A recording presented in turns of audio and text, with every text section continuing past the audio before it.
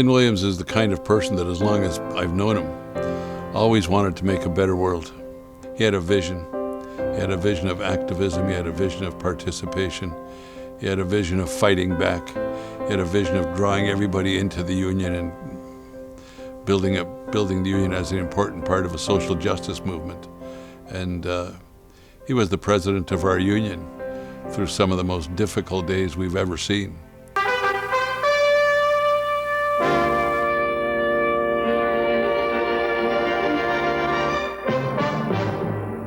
The U.S. Steel Corporation announced today that it will close all or part of more than 20 of its plants, laying off more than 4,500 people.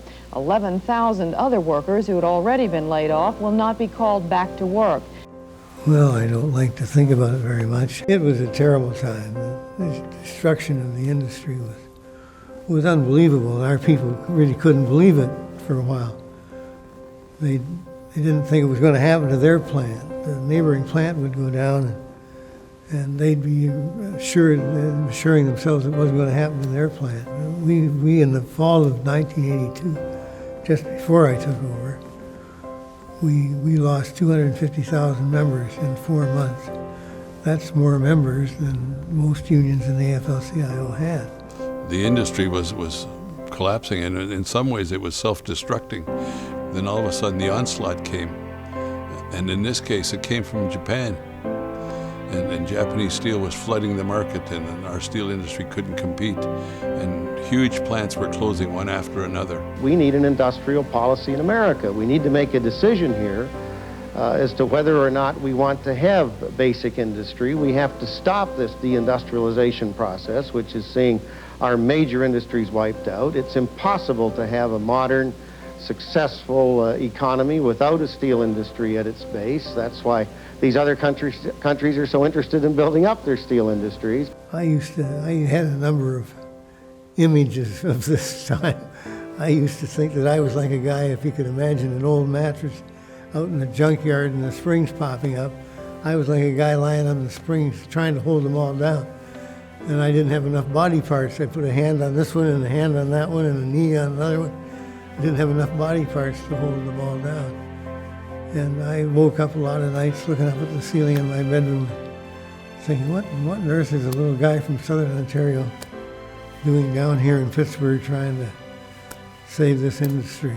And but the union, I'm proud of the things the union did. At a board meeting, when I was a young board member, Lynn was given a presentation to the board, and if we do this, we do that, we'll do this, and things will get better. And the director said, "Damn it, Lynn, take off your rose-colored glasses. Things aren't getting better." And Lynn chastised him. And one of the things that I've concluded from Lynn's education is you can't do this job without rose-colored glasses. So Lynn taught us to wear rose-colored glasses, to know that if we fight, we can make a difference. We call on the leaders of America to stop this trampling of workers' rights. If they fail in this responsibility, we don't need replacement workers in America's workplaces.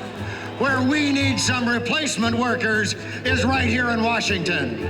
Solidarity forever. His vision was always based on activism and participation and struggling and fighting back. And if this idea didn't work, you had to have another idea.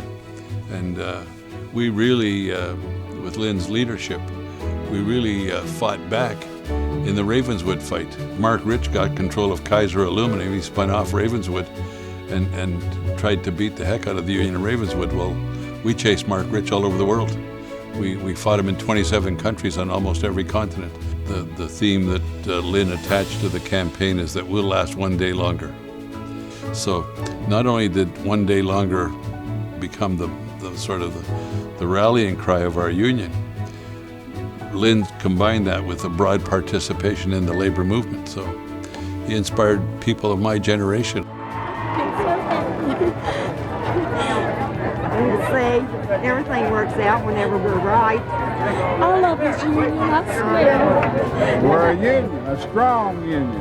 One of the things that Lynn styled in his personality gave us confidence. His ability to analyze the circumstance, his ability to show you a vision to fight back, and his forceful calmness made my generation believe that we could win if we fought. And he gave us the confidence to do that.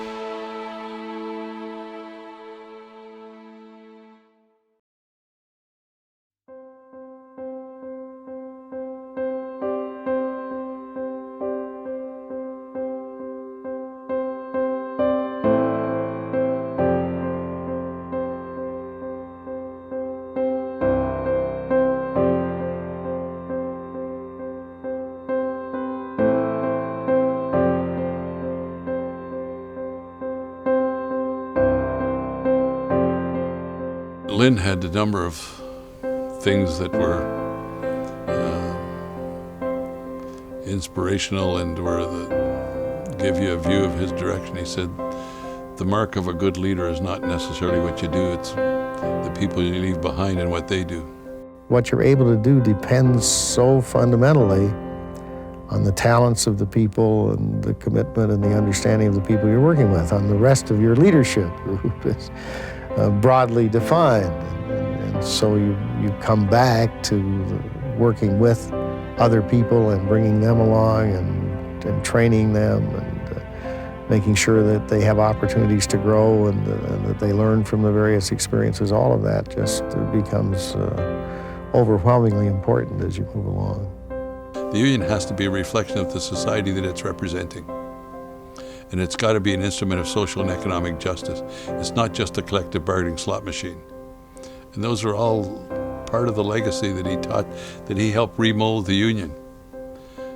Right up to like February the 25th of 2014, with the installation of the new executive board and the renewing executive board. While he was frail in his residence, Lynn expressed his views about organizing and building and fighting back. So I urge this group of new directors and old directors to devote themselves to the organizing cause and find ways to involve our people in it so they feel the excitement of organizing and the power of organizing and are really a part of that part of the union. You know, that was the kind of person he was. There was not a chore too small that he wouldn't do to build the union, and there was no challenge too big he wouldn't encourage us to take on. So he's never changed. I mean, his consistency. So the union's commitment to the kind of values he represented are now ingrained into the union. They're part of the union's culture. They're part of the union's values. And,